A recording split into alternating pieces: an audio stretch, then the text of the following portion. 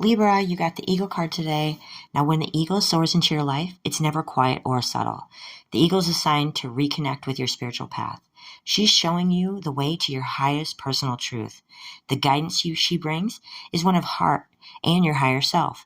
And the sky's the limit when you follow your higher directives. And what is it that your heart desires? How does this tie into your spiritual path?